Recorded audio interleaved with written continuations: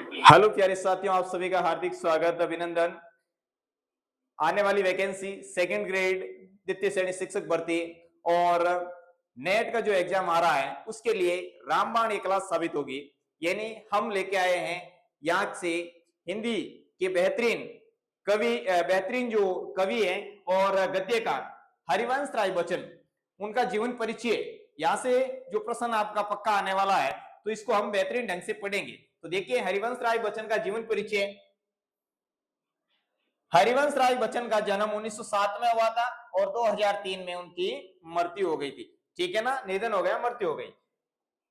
व्यक्ति चेतना प्रथम काव्य और प्रेमी मस्ती काव्य और हालावादी, ये उनके मुख्य मुख्य जो है इंपोर्टेंट महत्वपूर्ण नाम थे। यानी व्यक्ति चेतना के प्रथम काव्य और प्रेमी मस्ती काव्य और हालावादी।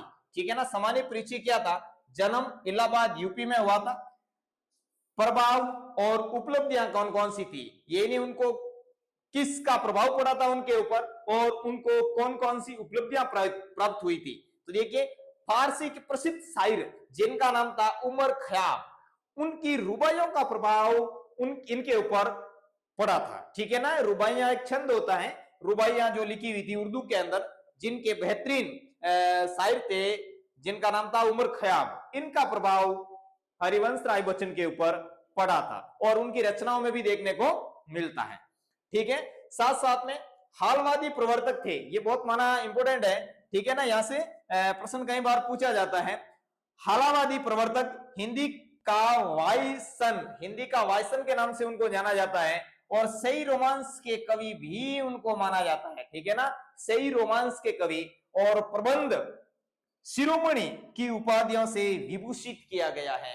ये जो हिंदी के अंदर बहुत कम लेखकों को मिली है, बहुत कम कवियों को मिली है, उनमें हरिवंश राय बच्चन का नाम मुख्य रूप से आता है। उनको ये जो है नाम मिले हुए थे, उपलब्धियां थी या उपाधियां थी। ठीक है ना। हालावादी प्रवर्तक, हिंदी का वायसन और सही रोमांस के कवि और प्रबंध शिरोमणि, यानी प्रबंध काव्यों में सबसे शिरोमणि लिखने वाले प्रबंध शिरोमणि की उपाधियों से विभूषित किए गए थे। ठीक है। आगे देखते हैं। आगे आ रहा है पुरस्कार। यहां से प्रश्न आपका जो है कई बार बनता भी है।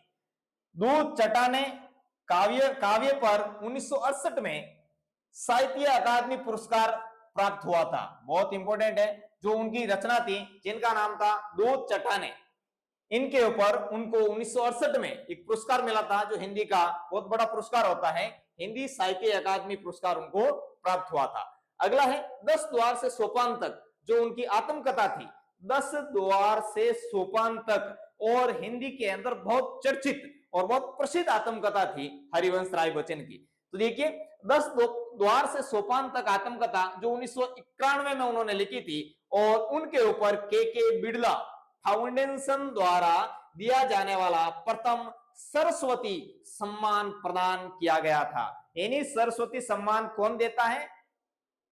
के बिड़ला फाउंडेशन की ओर उनको दिया गया था यह पुरस्कार। और यह पुरस्कार किस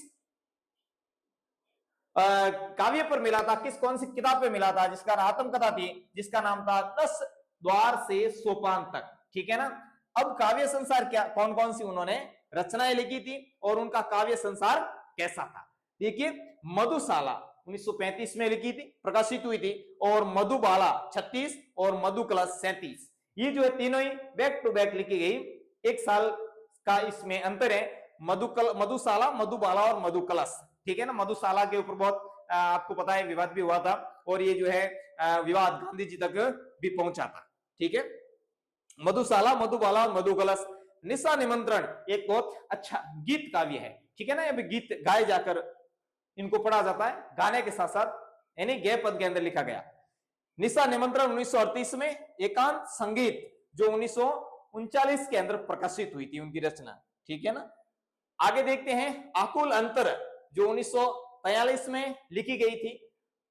सतरंगनी जो 1945 में, और बंगाल का अकाल जो 1946 में आपके द्वारा लिखा गया था। हालाहल 1946, सूत की माला 1948, खादी के फूल 1948।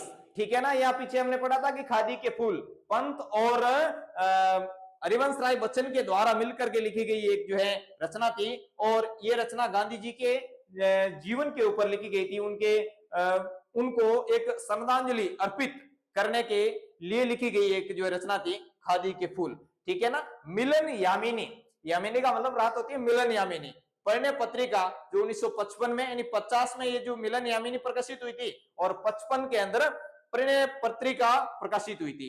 त्रिभंगने जो 1961 में प्रकाशित हुई थी, और 4 खंबे 64 खूंटे ये 1962 में लिखी गई उनकी बहुत शानदार कविता थी, ठीक है ना। उसके साथ साथ में अपन देखते हैं 2 चट्टाने जो 1968 में प्रकाशित हुई, सोगम हंसे जो 1981 में प्रकाशित हुई थी, और आत्मकथा कौन सी थी उनकी, आत्मकथा हिंदी की सबसे बड़ी और चर्चित आत्मकथा थी, हिंदी की प्रसिद्ध और बहुत बड़ी भी थी और बहुत प्रसिद्ध भी थी, ठीक है ना।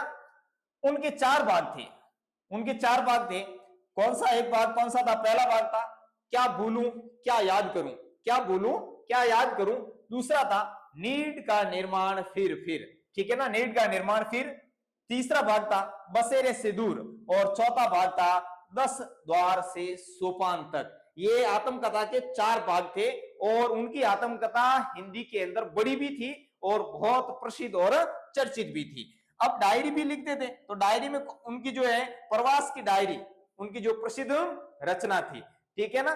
तो इस प्रकार से हमने हरिवंश राय बच्चन के जीवन परिचय के बारे में अच्छी तरीके से पढ़ा। तो ये वीडियो आपको कैसा लगा, इसको लाइक करना, शेयर करना, और अपने उनको जो आगे से आगे आप सेंड भी करते रहना। धन्यवाद।